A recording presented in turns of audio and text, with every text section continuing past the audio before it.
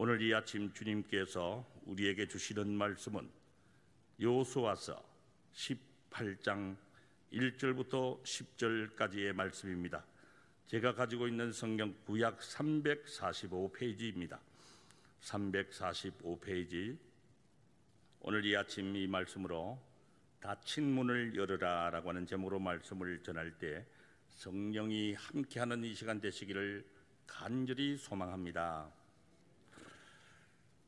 사랑하는 딸을 세계적인 골프 선수로 만들기 위해서 온갖 고생을 하며 뒷바라지를 하시는 아버지가 한 분 계십니다. 그러나 아직 그 꿈은 이루어지지 않았습니다. 예쁜 쌍둥이 딸을 둔 부모님이 계십니다. 트로트 가수가 되겠다는 두 딸의 꿈을 이루기 위해서 온갖 뒷바라지를 하고 계십니다. 그러나 10년 세월이 흐른 지금도 여전히 무명 가수로 지내고 있습니다. 아들 셋을 둔 목사님이 한 분 계십니다. 그 중에 한 놈만큼은 반드시 목회자로 만들겠다고 평생을 걸쳐서 기도하고 있습니다. 하지만 아직도 신학교에 입학한 아들은 한 명도 없습니다. 남의 가게에서 아르바이트를 하면서 평생 동안 내 가게 하나 가지게 해달라고 새벽마다 간절하게 기도하시는 집사님이 한 분 계십니다. 그러나 아직도 형편이 좋지 않아서 남의 가게에서 일하고 계십니다. 올해는 제발 환연한 딸 시집 좀 가게 해달라고 새벽마다 기도하시는 권사님이 계십니다. 그러나 아직도 마땅한 사익감을 만나지 못하고 계십니다. 반지하 전셋집에서 신혼살림을 시작한 신혼부부가 있습니다. 내 집 한 칸 마련하는 것이 평생의 꿈인 그들은 아끼고 전략하여 살고 있지만은 오랜 세월이 흐른 지금도 아직 반지하 전셋집 신세를 벗어나지 못하고 있습니다. 사랑하는 성도 여러분, 이처럼 사람은 자신이 꾼 꿈을 이루지 못하면 실망을 하거나 낙심을 하지요. 이루고 싶은 꿈은 많은데 사방의 문들이 꼭꼭 닫혀 있으면 원망하거나 불평을 늘어놓습니다. 성도 여러분께서는 지금 어떻습니까? 아직도 여러분의 꿈이 이루어지지 않아서 열심히 기도 중에 계시는 않으시는지요? 오늘 전해드릴 본문 말씀은 이러한 상황을 배경으로 하고 있습니다. 하나님께서는 전쟁에 참여한 이스라엘 지파에게 골고루 땅을 분배했습니다. 평지에 기름진 땅을 분배받은 지파가 있는가 하면 험준한 산악지대를 분배받은 지파도 있었습니다. 조금 큰 땅도 있고 조금 적은 땅을 분배받은 지파도 있었습니다. 본문 말씀 바로 앞까지는 유다와 요셉 지파 그리고 요단강 동쪽에서 이미 땅을 분배받은 지파들에 대한 기록을 담고 있습니다.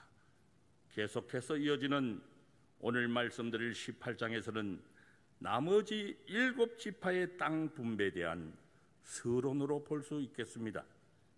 여기에서 여호수아는 그 땅을 여호와의 주권과 권위 앞에서 공평하게 나눌 것임을 강조하고 있습니다. 이제 본문을 좀 더 자세히 한 절씩 살펴보시도록 하겠습니다. 먼저 1절인데요. 다 함께 한 목소리로 한번 읽어보겠습니다. 시작. 이스라엘 자손의 온 회중이 실로에 모여서 거기에 회막을 세웠으며 그 땅은 그들 앞에서 돌아와 정복되었더라. 아멘. 1절 말씀을 보시면 지금까지 땅 분배는 여리고 근방 길갈에서 이루어졌습니다. 그런데 이제 남은 7지파들에게 기업을 할당하는 일은 여리고 북쪽 약 25km 거리에 있는 실로에서 이루어진다라고 말씀하고 있습니다. 실로는 에브라임의 영토 안에 있습니다. 그 옛날 다윗이 언약궤를 예루살렘으로 옮기기까지 약 400년 동안 이스라엘의 종교적인 중심지가 되었던 곳이기도 하지요. 이를 통해서 요셉 지파의 힘이 유다 못지않게 매우 강하고 중요한 위치를 가졌음을 알게 합니다. 바로 그 실로에 온 회중이 모여서 회막을 세웠습니다. 실로가 이스라엘의 입장에서는 종교적이나 정치적으로 그리고 행정적, 군사적 요충지가 되었다는 것을 의미하고 있지요. 다시 말씀드려서 이스라엘에게는 이 회막이 있는 곳이 바로 민족의 중심이었고 국가의 중심이 되었던 것입니다. 잘 아시다시피 회막은 또 다른 성막의 다른 이름이지요. 언약궤와 제사를 위한 기구들을 안치해 놓은 거룩한 장막입니다. 성막은 특정한 곳에 세워진 건물과는 달리 여기저기 떠돌아다니는 이스라엘의 광야 생활을 배경으로 해서 아주 쉽게 운반할 수 있도록 만들어졌죠. 회막이야말로 그들에게 있어서는 삶이 유지될 수 있는 원천인 동시에 하나님의 임재 상징이기도 했습니다. 바로 그곳에서 하나님께서 당신의 백성들을 만나 주셨습니다. 이와 같은 하나님의 임재, 하나님의 다가오심이 이후에 펼쳐지는 토지 분배의 중요한 전제가 됩니다. 2절과 3절 4절을 제가 읽겠습니다.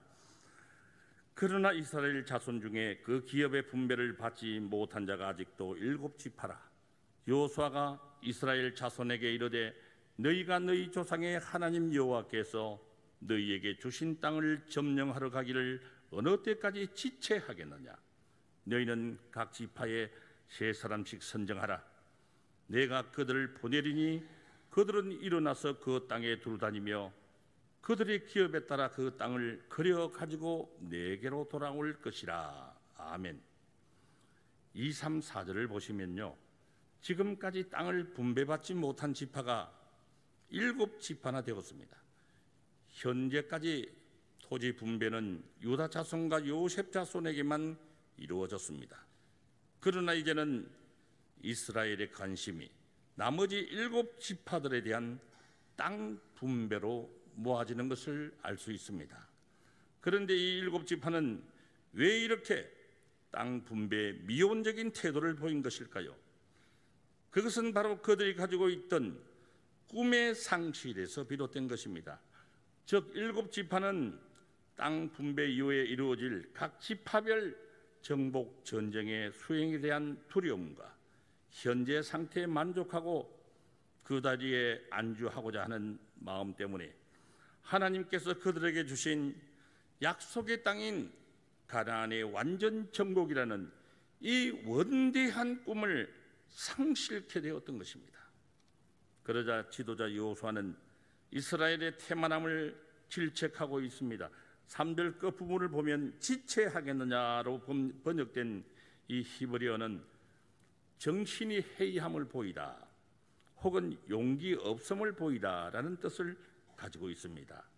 아마도 그들은 지금의 현실에 만족하고 이제 전쟁을 중단하고 싶었는지도 모릅니다.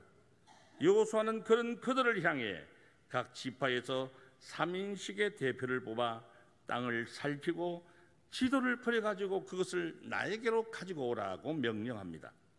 이어지는 5절과 6절, 7절에서 여호수아는 그렇게 12지파의 대표자들이 그려온 지도를 바탕으로 아직 분배받지 못한 그런 땅을 제비를 뽑아서 나누게 되었습니다. 동시에 레위 사람들은 제사장 직분이 그들의 기업인 만큼 다른 지파들처럼 땅을 나누지 않는다는 사실을 거듭 확인시켰습니다. 6절입니다. 그 땅을 7부분으로 그려서 이곳 네게로 가져오라. 그러면 내가 여기서 너희를 위하여 우리 하나님 여호와 앞에서 제비를 뽑으리라. 8절과 10절을 읽겠습니다.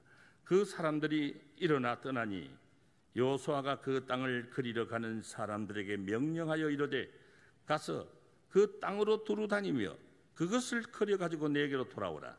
내가 여기 실로의 여호와 앞에서 너희를 위하여 제비를 뽑으리라 하니 여호수아가 그들을 위하여 실로의 여호와 앞에서 제비를 뽑고 그가 거기서 이스라엘 자손의 분파대로 그 땅을 분배하였더라. 아멘.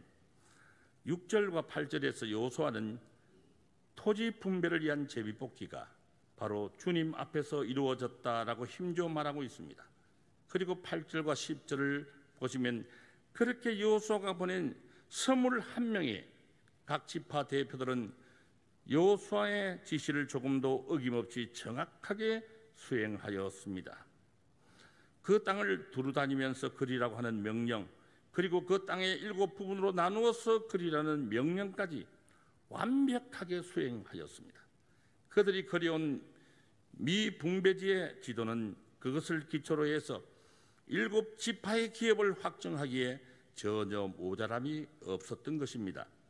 비록 지도와 일치했는지는 알 수 없지만은 그 증거로 여호수아는 그들이 그려온 미분배지 지도를 근거로 그 땅을 분배해주고 있습니다. 이렇게 작은 일에 완벽하게 충성하기란 결코 쉬운 일은 아닙니다.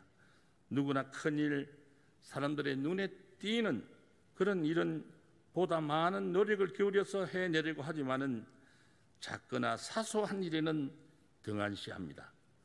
여호수아 역시 그러한 실수를 범했던 경험이 있습니다. 여리고성은 점령했으면서도 그보다 훨씬 소규모인 아이성을 정복하는 데는 실패했던 쓰라린 경험이 바로 그것입니다. 또한 10절은 그의 다짐처럼 제비뽑기가 실제로 주님 앞에서 이루어졌음을 밝히고 있습니다. 백성들의 삶과 직접적으로 어마어마한 영향력을 끼치는 복잡한 문제인 땅 나누기가 바로 다른 누구도 아닌 오직 하나님의 뜻을 따라서 공정하게 이루어졌음을 강조하고 있습니다. 그 결과 토지 분배가 주님의 권위와 능력으로 무리 없이 마칠 수 있었습니다. 이런 실수는 결코 여호수아에게만 있는 것이 아닙니다. 그러므로 우리는 진실로 작은 일에서부터 최선을 다하여 충성하는 습관을 키워야 할 줄 믿습니다. 다윗이 양을 지키라는 아버지의 명령에 충실했던 결과 하나님의 양떼인 이스라엘을 통치하는 자리에 나아갔던 일을 기억해야 합니다. 달란트 비유에서 주인은 5달란트를 맡아서 그것으로 장사를 한 후에 종에게 주인의 이르되 잘하였다 착한 종이여 내가 지극히 작은 것에 충성하였으니 10골 건세를 차지하라. 이처럼 그리스도께서는 지극히 작은 것에 충성하는 자에게 더 큰 것을 맡기십니다. 내가 맡은 일이 비록 그 누가 알아주지 않는 작은 일일지라도 최선을 다하는 땅끝 공동체가 되시기를 주님의 이름으로 축원드립니다. 성도 여러분, 오늘 이 하루도 우리는 저마다의 치열한 현실 속에서 여러 복잡한 일들을 하게 되실 것입니다. 마치 그 옛날 약속의 땅을 지파별로 나누는 일처럼 작은 판단, 실수나 사소한 착오에도 큰 혼란을 가져오는 일들과 마주하기도 하실 것입니다. 그 때문에 때로는 너무나 긴장하고 무책이나 초조해하기도 합니다. 하지만 그런 때일수록 오늘 본문 속 여호수아의 모습을 명심하시기를 바랍니다. 그는 모세 곁에서 광야 생활을 이끌어온 자신의 경험과 지식을 의지하지 않았습니다. 어리석은 교만에 빠지지도 않았습니다. 오로지 하나님만을 주님으로 믿고 의지하며 그분의 방식을 따랐습니다. 그것은 다름 아닌 신뢰와 공평입니다. 여러분, 말씀에 의지하여 나태와 태만의 그늘에서 박차고 일어나시기를 바랍니다. 우리를 위한 위대한 약속을 선언하시고 이루시는 하나님의 넓은 팔에 안기시길 바랍니다. 그 더 넓은 품을 의지하여 오늘 하루도 담대히 세상을 향해 나아가 하나님 나라의 지도를 그리는 우리 모두가 되시기를 진심으로 소망합니다. 성도 여러분, 하나님께서는 이스라엘 백성에게 축복으로 주시는 땅의 크기는 먹고 생활하기에 부족함이 없을 정도의 땅이었습니다. 다시 말씀드려서 이스라엘 백성에게 있었어의 축복은 크고 넓은 땅을 소유하는 것이 아니었습니다. 지나친 물질적인 풍요가 아니라 각자의 처지와 형편에 맞을 정도의 적당한 만큼의 땅을 분배하는 것이 하나님의 뜻이었습니다. 이러한 하나님의 뜻에 순종하며 사는 것이 하나님 백성으로서의 복된 삶이었습니다. 그렇다면 여러분, 오늘 살아가신 우리의 모습은 어떠합니까? 진정한 복은 일용할 양식을 주시는 하나님을 온전히 의지하고 사랑하면서 그분의 통치 아래 살아가는 것입니다. 그럼에도 불구하고 사람들은 물질이 많고 적음을 기준으로 자신이 받은 복을 판단하는 경우가 비일비재합니다. 오늘날 많은 사람들이 자신이 하나님으로부터 받은 물질적인 풍요로 인하여 하나님께 영광을 돌리기는커녕 오히려 하나님으로부터 멀어지고 돈을 숭배하는 만몬주의에 종속이 되어서 살아가는 것은 참으로 안타까운 일이 아닐 수 없습니다. 가나안 정복은 미완성입니다. 그러나 그들의 실패에도 불구하고 분배 목록의 결혼은 여호와 앞에서 제비 뽑아 나눈 유업의 땅을 나누는 일을 마쳤더라는 긍정적인 진술로 끝납니다. 이제 여호수아 시대가 끝나고 사사기 시대로 들어가면 가나안 정복을 철저하게 이행하지 못한 무서운 결과가 드러날 것입니다. 그러나 다윗과 솔로몬 때 그동안 상실된 유업의 땅을 다시 회복하고 원래 하나님이 아브라함에게 약속하셨던 넓은 지역을 대체적으로 장악하게 됩니다. 하지만 이스라엘의 거듭된 우상 숭배는 가나안 땅으로부터 축출을 가져왔고 만국의 비극을 초래했습니다. 그럼에도 하나님께서는 포기하지 않으시고 다시 이스라엘 백성을 귀국시켰습니다. 그런 후에도 이스라엘 백성은 계속해서 이방 민족의 압제를 받았습니다. 그들이 로마의 속국으로 있을 때 드디어 모든 믿음의 백성을 온전한 유업의 상으로 인도하실 메시아의 탄생에 대한 약속이 성취되었습니다.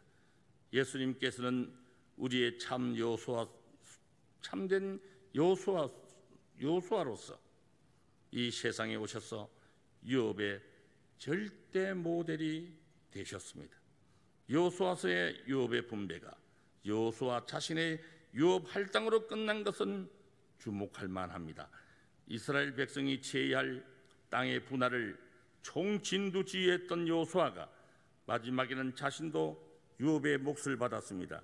이처럼 예수님도 우리의 여호수아로서 우리가 본받아야 할 유업의 길을 인도하시고 예수님 자신도 우리들에게 모범을 보이시며 자신의 유업을 취하셨습니다. 예수님은 부활 후에 자신이 받은 유업의 상에 대해서 하늘과 땅의 모든 권세를 내게 주셨다고 하셨습니다. 성도 여러분, 이스라엘의 주요 거점 정복을 마라톤에 비유한다면 이제 겨우 반환점을 통과했다고 할 수 있습니다. 이스라엘 백성들은 비록 그들에게 주어진 각 지파별 정복 사업이 힘들고 어렵다 해도 결코 중단할 수가 없었습니다. 그들은 다시 한번 안주의 자리를 박차고 일어나야 했습니다. 이러한 원리는 오늘 살아가는 우리 모두에게도 그대로 적용됩니다. 우리 성도들은 예수 그리스도를 믿음으로 말미암아 다 구원의 대열에 들어선 것이 사실입니다. 그러나 분명히 알 것은 우리의 구원은 아직 완성되지 않았다는 것입니다. 우리는 여전히 치열한 영적 전투의 현장인 이 세상에 살고 있습니다. 또한 나태와 안주의 자리에 머물러 있을 때 언제든지 포효하는 사자와 같이 달려드는 사탄의 세력에 패하여 실족할 수도 있습니다. 그러므로 성도 여러분, 가만히 앉아서 아무런 노력도 하지 않은 게으른 성도는 영적 전쟁의 전선에서 이탈하려는 성도에게 사탄은 무섭게 덤벼들 것입니다.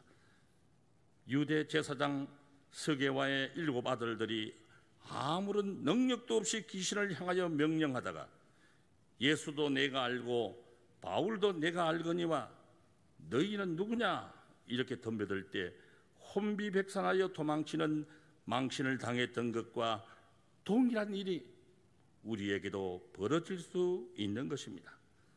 그러므로 영적 전쟁이 완전히 끝나는 그날까지, 그리하여 승리의 나팔이 울려 퍼지는 그 순간까지 우리들에게는 게으름이 용납될 수가 없습니다. 전쟁이 끝나기도 전에 갑옷을 벗어버리는 용사는 조롱을 당하거나 죽임을 당할 수밖에 없습니다.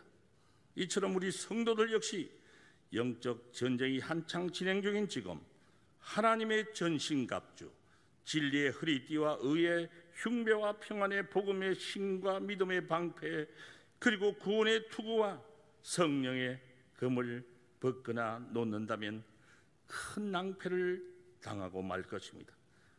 그러므로 아직은 마음을 놓아서는 아니 될 것입니다. 투구권을 더욱 바짝 졸라매고 금을 높이 치켜둡시다. 승리의 나팔이 울려 퍼지고 마음껏 쉴 수 있는 그날까지는 모든 게으름을 물리치고 영적 군사로서 합당한 삶을 살아가시는 저와 여러분 되시기를 주님의 이름으로 간절히 기도합니다.